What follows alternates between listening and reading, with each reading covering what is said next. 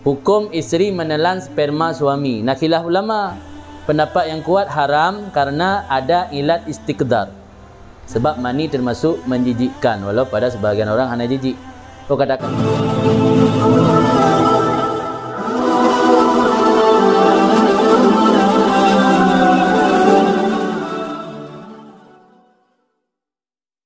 Jadi yang hukum kepadanya penyebab sabuh barang halal dan haram, penyebab haram barang, bukan barangnya dalam bentuk minuman atau barangnya dalam bentuk makanan. Miana pet salah sabuh pada pet buah sebab yang hukum dia haram.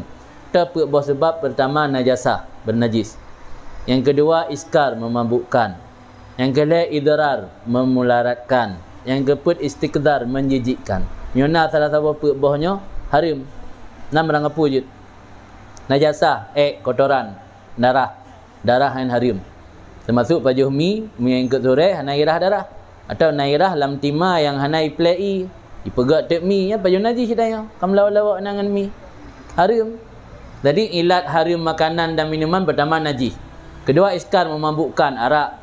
Kedua idrar, mendatangkan melarat pajuh rangkem, pajuh nebete, pajuh umpeng gaca yang idrar haram. Itu hana haram umpeng gaca gelah pajuh. Kawat labang taun panai haram.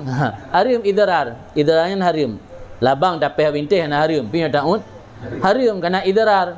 Yang keempat istiqdar. Istiqdar menjijikkan. Contoh lagi tayak jib genehu. Genehu suci hana najis. Hana memabukkan.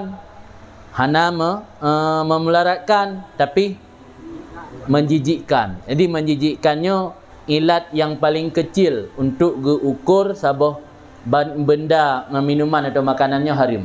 Maka tentang masalah isteri menelan sperma suami, maaf, ia kena pegah hukum yang sampaikan.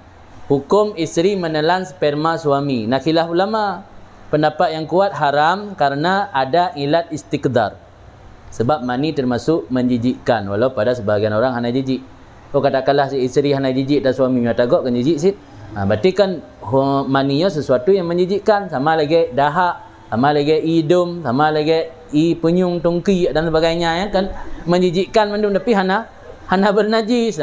Di istiqdarnya menjadi ilat haram. Tapi ada juga sebahagian ulama membolehkan. Tapi yang mayoritas haram. Di pebah ilatnya haram, baru haram.